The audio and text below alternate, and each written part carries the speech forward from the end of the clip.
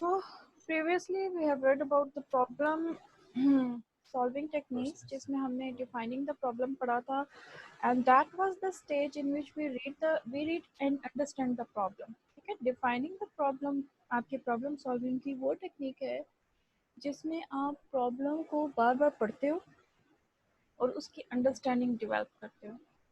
I am going to take an example of the problem number 2. Problem number 1 थोड़ी theoretical है इसलिए मैं उसको यहाँ पे बहुत ज़्यादा एक्सप्लेन नहीं करने वाली. Okay, so the problem number 2 was find average marks of a student. This is a statement given to you by the your supervisor or the class teacher. जो टेस्ट हो सकता है, कुछ भी हो सकता है as a student. Okay. Problem solving technique में this is the definition of the problem. Okay, the statement written here in red color is the definition of the problem. Defining the problem means you have to read it again and again to make the to develop the understanding of the statement. Like if I will read it, find average marks of a student. So अगर पहली दफ़ा में clear नहीं होता दोबारा इसको पढ़ें find average और फिर आप इसको समझने की कोशिश करें कि इसका मतलब क्या है. कि आपने क्या करना है, एक स्टूडेंट के मार्क्स लेने हैं और उसका एवरेज कैलकुलेट करना है. पहले तो हमें डिफाइनिंग द प्रॉब्लम में हमें ये अंडरस्टैंड करना होता है कि एक्चुअली में प्रॉब्लम है क्या. फिर आती है बारी एनालाइजिंग द प्रॉब्लम की, ये भी हम डिस्कस कर चुके हैं. मैं इसको कहती हूँ this is the process, this is the step in which we break down the statement, in which we break down the problem definition. कैसे? मैंने कहा फाइंड एवरेज, पढ़ा मैंने, प्रॉब्लम डेफिनेशन को ही हम लेके आगे चलेंगे. तो मैंने इसको ब्रेक किया कि मुझे क्या करना है, मुझे एवरेज फाइंड करनी है. ये एक स्टेप हो गया एनालाइजिंग का. किसकी एवरेज फाइंड आउट करनी है? मार्क्स की. ये दूसरा स्टेप हो गया. किसके मार्क्स हैं? किसी स्टूडेंट के हैं तो डेफिनेटली ये सब्जेक्ट्स के मार्क्स होंगे. ये तीसरा स्टेप हो गया. What I have done, I have broke down the problem statement, which is the step number 2, analyzing the problem. अच्छा, इसी प्रॉब्लम एनालाइजिंग स्टेज पे आपको क्या करना होता है, आपको ये देखना होता है कि व्हाट आर द इनपुट्स. अगर मैं देखूं तो मुझे क्लियरली इस स्टेटमेंट से पता चल रहा है find average marks of a student that the input is marks. ठीक है, ये जो है ये आपकी क्या है, इनपुट है. ओके, ये मुझे समझ आ गई पढ़ने से कि जो चीज़ गिवन होगी वो आपकी इनपुट होगी, जो चीज़ चाहिए होती है वो आपकी क्या होती है, वो आपकी आउटपुट होती है.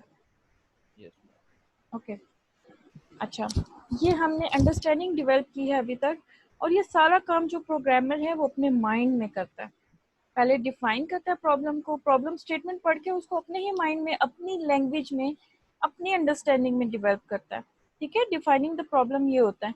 यानी कि आपने ये पढ़ा और फिर आप अपने ज़हन में उसका उर्दू तर्जुमा कर लो सपोज, तो ये आपकी डिफाइनिंग हो गई. एनालाइजिंग में जब आपने उर्दू तर्जुमा किया तो आपको जो जो चीज़ें समझ आई और जो जो चीज़ें आपको गिवन है आपने उसको इनपुट कर लिया और जो चीज़ आपको चाहिए वो आपने आउटपुट में कंसीडर कर ली. So these two steps we have read already. Now going towards the next step, that is planning the solution. कि अब तीसरा स्टेप जो होता है आपने प्लानिंग करनी होती है. ठीक है, ये वो स्टेप नहीं है जहाँ पे आप जो है क्या नाम है एक्चुअली में सोल्यूशन डेवलप कर रहे हो, ये आपकी प्लानिंग है. For example, I give you the example of like if you want to visit some like आप नारायण का गंज जा रहे हैं सपोज, तो आपके इनपुट्स क्या होंगे, आपका वो लगेज. ठीक है, आपके जो चीज़ें आप अपने साथ लेकर जाओगे. If you are going to buy your like your own conveyance, तो वो कन्वेंस भी आपकी इनपुट होगी. और आउटपुट होगी जब आप उस डेस्टिनेशन पे पहुंचते हो. But where is the planning stage? Planning stage वो होती है कि आप निकलने से पहले आपस में प्लान करते हो कि यार इतने बजे निकलेंगे, वहाँ पे रुकेंगे, वहाँ पे हम नाश्ता करेंगे, फलाने होटल का मैंने सुना है वहाँ पे हम खाना खाएंगे, हम एक रात का स्टे करेंगे फलानी जगह पे, और फिर अगले दिन जब हम इतने बजे निकलेंगे तो हम नारायण पहुँच जाएंगे. So this is a kind of planning जो आप लोग भी करते हो रियल लाइफ में, ठीक है। Everyone do that planning stage. तो इसी तरह जब हम प्रॉब्लम को सॉल्व करते हैं, we also do some kind of planning. अब अगर प्रॉब्लम सॉल्विंग में वो प्लानिंग की हम बात करें, हमने हमें कल भी मैंने आपको कहा था problem solving is the step by step technique to solve a problem. तो प्लानिंग स्टेज में आप वो स्टेप्स जो है वो डिफाइन करते हैं। जैसे मैंने आपको कहा ना कि आपने घूमने जाना है, तो आपने उसकी प्लानिंग क्या करते हो कि इतने बजे ये काम ये काम ये काम, वो प्लानिंग है। आपने एक प्लान बना लिया। इसी तरह आप सॉल्यूशन का प्लान क्या बनाओगे, आप वो स्टेप डिफाइन करोगे जो आपने यूज करना है। फॉर एग्जाम्पल, अगर आपको चाय बनानी है तो आप उसके स्टेप्स क्या लेंगे कि एक पॉट लो, उसमें पानी डालो, उसमें चीनी पत्ती दूध जो भी डालना है डालो, उसके बाद उसको चूल्हे पे चढ़ा लो, और इतने मिनट पकाएंगे तो हमारी चाय जो है वो बेस्ट बन के उतर जाएगी। ठीक है। Now this is a kind of planning जो हमारे माइंड में चल रही होती है। ठीक है। तो उस चीज को हम, उस स्टेज को हम कहते हैं we are planning the solution. जब हम ये सोच रहे होते हैं कि इस सॉल्यूशन में कौन कौन से स्टेप्स जो हैं वो इन्वॉल्व होंगे। सपोज अगर मैं इसी एग्जांपल प्रॉब्लम नंबर 2 की बात करूं, we have to find the average mark of a student. अभी मैं इसको एक्चुअल में सॉल्व नहीं कर रही हूँ, I am going to plan it, और मेरे माइंड में ही ये प्लान बन रहा है कि पहले मुझे मार्क्स लेने पड़ेंगे, फिर उनको ऐड करना पड़ेगा, और फिर उसको डिवाइड करना पड़ेगा। That is the planning. तो इसके प्लानिंग में हमारे पास जो चीज आएगी वो आएगी गेट द मार्क्स,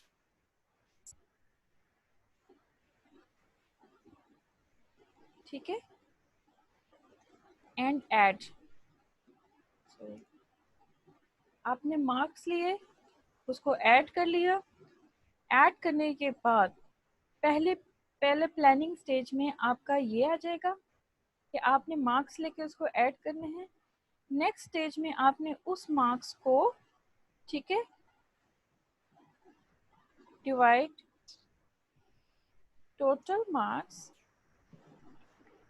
ठीक है, किससे, विद 100. Number of subjects.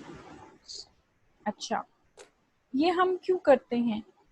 क्योंकि अगर मैं बात करूं तो हमारा जो एवरेज का फॉर्मूला है, AVG stands for average, is equal to total marks, ठीक है, and whole divided by number of, ठीक है, subjects. Number of subjects mean कि कितने सब्जेक्ट्स थे, कितने सब्जेक्ट्स के मार्क्स थे। So this is the formula. Planning analysing stage में आप फॉर्मूला भी सोच लेते हो, वो मैं आपको बताना भूल गई थी, क्योंकि ये फॉर्मूला आपने, ये वाला जो फॉर्मूला है ये आपने इस स्टेज पे सोचा है, एनालाइजिंग में। ठीक है। एनालाइजिंग में आप ये सोचो कि आया मैं इसको सॉल्व कर सकता हूँ और उसका फॉर्मूला क्या है, ये भी आपका एनालाइजिंग द प्रॉब्लम में आता है। आपकी इनपुट आउटपुट और वो फॉर्मूला जो आपको यूज करते हुए आपको जो है वो सोल्यूशन की तरफ लेकर जाएगा। प्लानिंग स्टेज में आप ये स्टेप्स सोचोगे कि मुझे ये वाले स्टेप्स करने चाहिए to find out the solution. ठीक है। अब ये तो हो गई प्लानिंग, मैंने सोच लिया कि कौन कौन से स्टेप होने चाहिए और वो किस सीक्वेंस में होने चाहिए। क्या मैं टोटल मार्क्स को पहले डिवाइड कर सकती हूँ नंबर ऑफ स्टूडेंट से और बाद में मार्क्स टोटल करूँ? ऐसा नहीं हो सकता। ठीक है। वो इसलिए नहीं हो सकता क्योंकि अगर हमारे पास टोटल मार्क्स ही नहीं है तो हम उसको नंबर ऑफ सब्जेक्ट से कैसे डिवाइड करेंगे? तो फॉर्मूला हमारा जो है वो एप्लीकेबल नहीं होगा। तो दिस इज समवट आई से के सिस्टमैटिक या स्टेप बाय स्टेप अप्रोच है। ठीक है, कि आप स्टेप 1 से पहले स्टेप 2 नहीं कर सकते और स्टेप 2 से पहले आपको स्टेप 1 करना मस्ट है। अच्छा, इसकी प्रॉपर डेफिनेशन की तरफ अगर मैं आऊँ, प्लानिंग द सॉल्यूशन, तो planning the solution of a problem is a creative stage. Creative stage हम उस स्टेज को कहते हैं जहाँ पे हम कुछ क्रिएटिव सोच रहे होते हैं और हमें पता चल रहा होता है कि हम आया सॉल्यूशन की तरफ एग्जैक्ट जा रहे हैं कि नहीं। Okay, of problem solving. It refers to divide the solution into steps and arranging them in proper order that will solve the problem. ठीक है। आपने क्या किया, बेसिकली स्टेप्स को डिवाइड किया और फिर उसको अरेंज किया जैसे मैंने अभी आपको बताया, आप नंबर 1 स्टेप से पहले नंबर 2 नहीं कर सकते, क्योंकि number 1 step is a must to find the average. तो अब ये जो प्लानिंग है ये आपको एग्जैक्ट सॉल्यूशन की तरफ लेकर जाएगी। ओके, अगर प्रॉब्लम 1 की बात करें, मैं इसको या बल्कि आप ये खुद ही रीड आउट कर लीजिएगा, ये जस्ट थ्योरेटिकल है और मेरे ख्याल में आपको इसकी समझ आ जाएगी। प्रॉब्लम 2 का मैं आपको ऑलरेडी बता चुकी हूँ, आपकी बुक में भी समवट यही चीज़ें लिखी हुई हैं, बस उन्होंने थोड़ी सी वर्डिंग चेंज की हुई है। All subjects marks are to be added together to find the sum of all the marks. The sum is to be divided by the total number of subjects to find the average marks. So this is basically the theoretical explanation of the formula of average. ठीक है? अच्छा, next step पे आते हैं, candid solutions. मैंने यहाँ पे ए लिख दिया। It is basically candid solutions of a problem. ठीक है?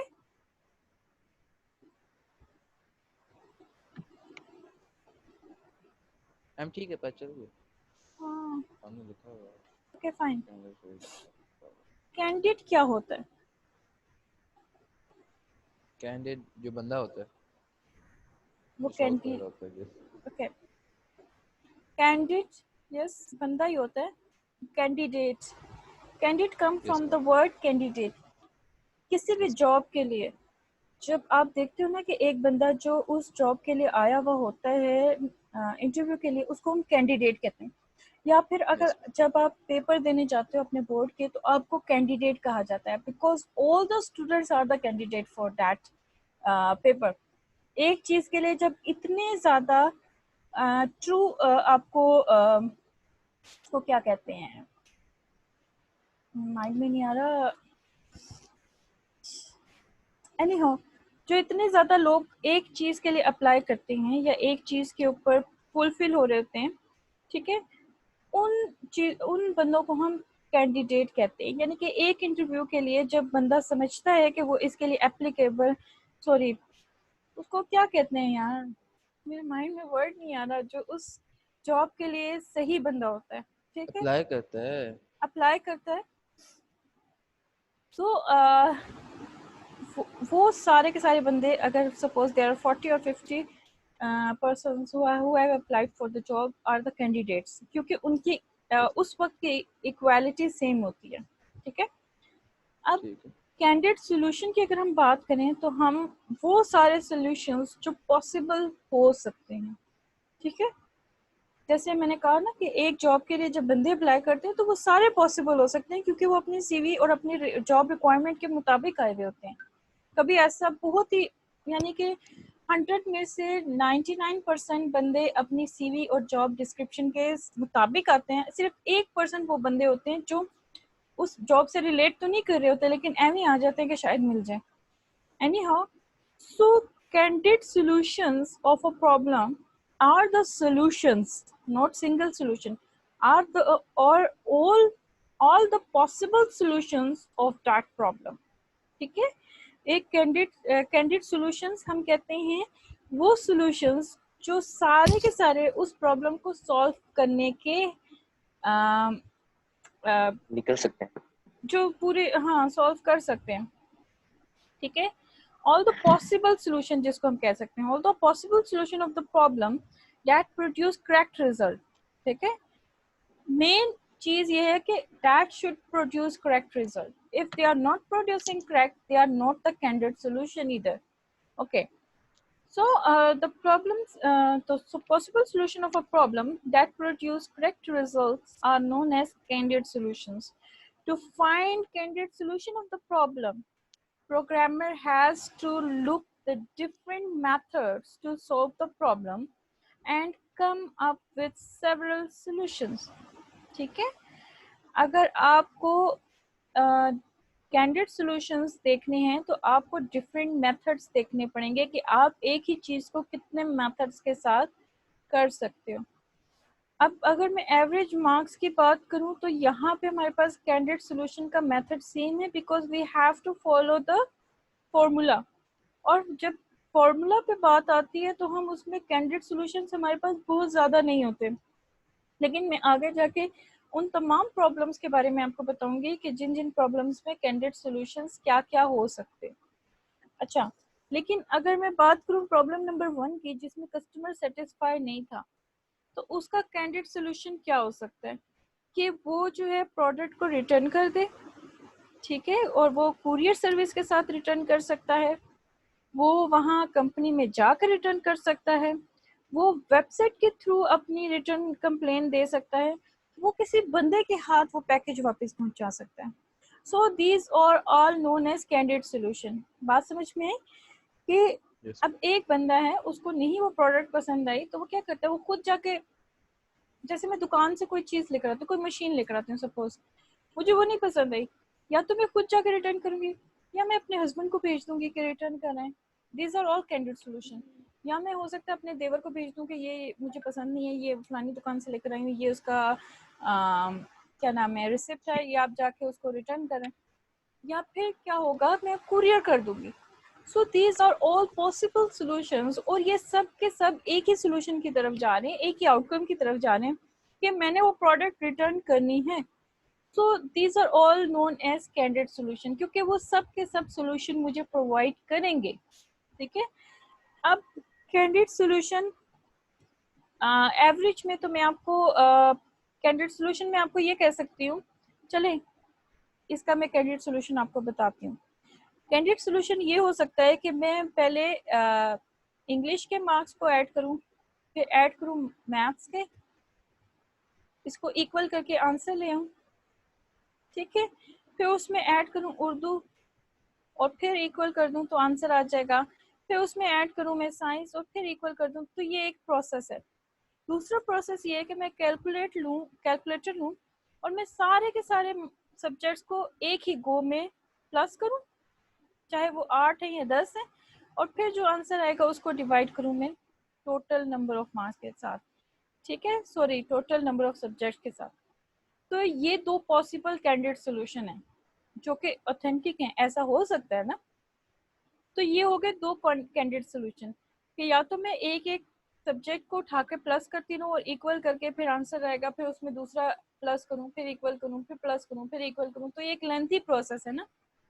या फिर मैं एक ही गो में उनको प्लस कर दूँ और फिर डिवाइड कर दूँ, जैसे हम नॉर्मली करते हैं टाइम बचाने के लिए। हमने जब प्लस ही करना है तो हम क्यों उसको बार बार करें, हम क्या करते हैं एक ही गो में उसको कैलकुलेटर पे टाइप करते हैं, plus this plus this plus this plus this, और जो आंसर आता है वो हमारे पास टोटल मार्क्स होते हैं। सो ये तो मैंने आपको कैंडिडेट सॉल्यूशंस बना दिए एवरेज मार्क्स के, ये प्रॉब्लम नंबर 2 के। अच्छा, कैंडिडेट सॉल्यूशन हमें पता चल गया, ऑल द पॉसिबल सॉल्यूशंस। अच्छा, next step is to select the best solution. आपके पास इतने ज़्यादा पॉसिबल सॉल्यूशन हैं, then you have to select the best one for you. अब जो बेस्ट सॉल्यूशन होता है वो कैसा होगा?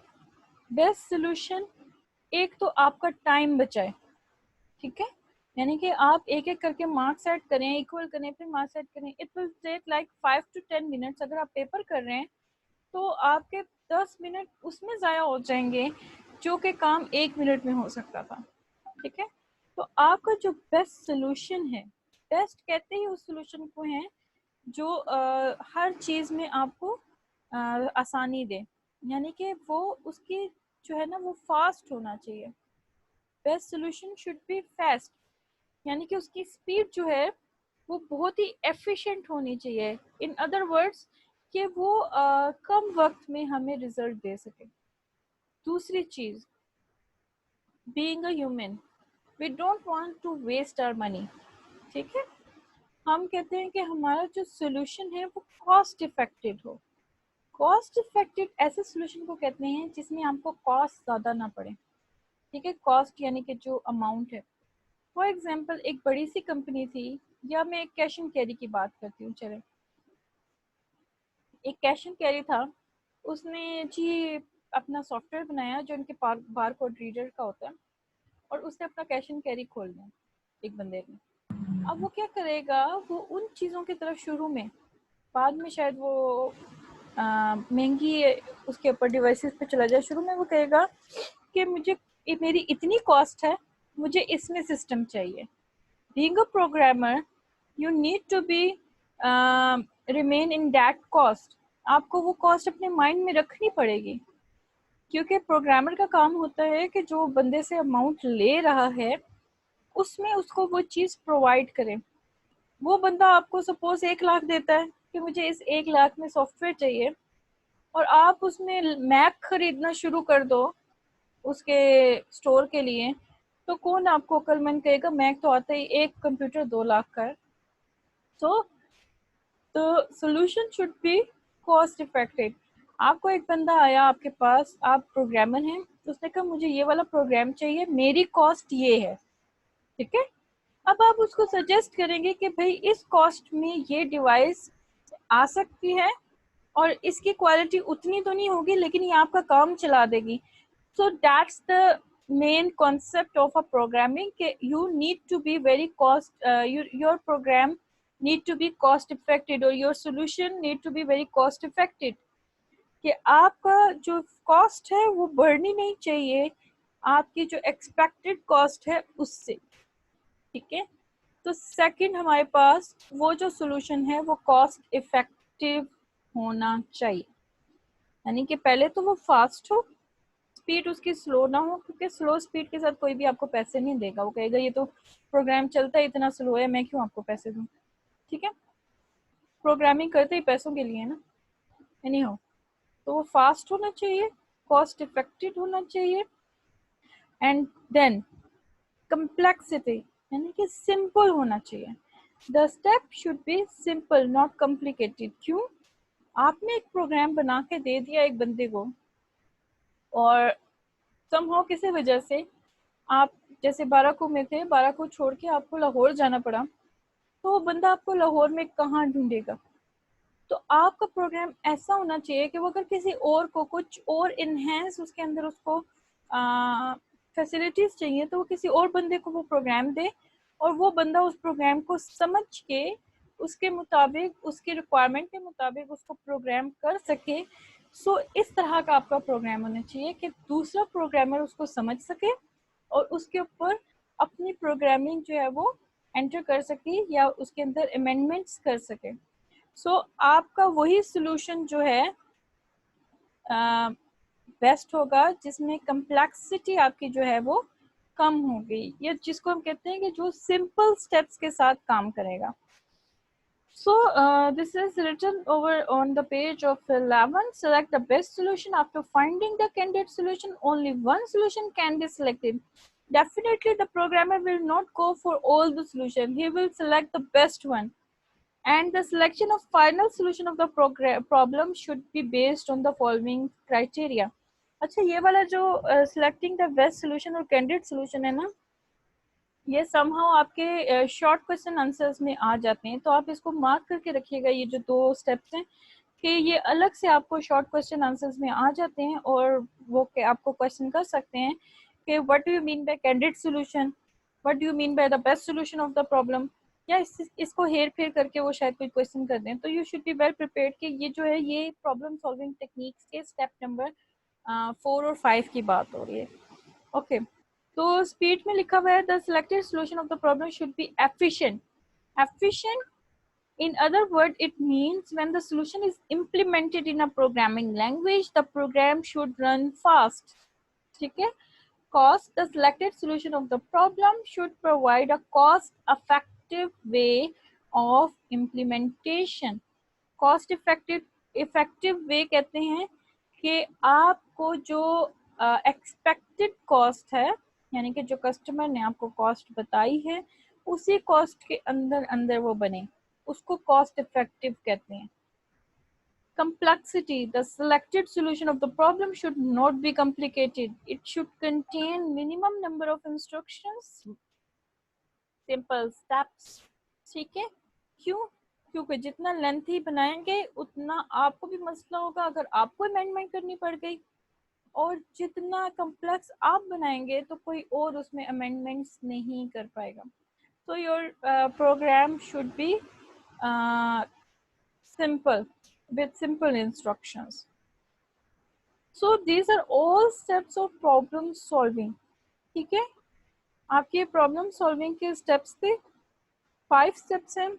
दुनिया में या मैं ये कहूँ कि जिंदगी में कभी भी आपको प्रॉब्लम सॉल्व करनी पड़े कोई भी रियलिटी में, ठीक है, तो आप इन स्टेप्स को उस पे भी इम्प्लीमेंट कर सकते हैं, and believe you me you will get the best results out of it. ठीक है, अच्छा, अब ये टॉपिक तो हमारा एंड हो गया। अब मुझे आप ये बताएं कि इसमें अगर कोई चीज़ समझ नहीं आई।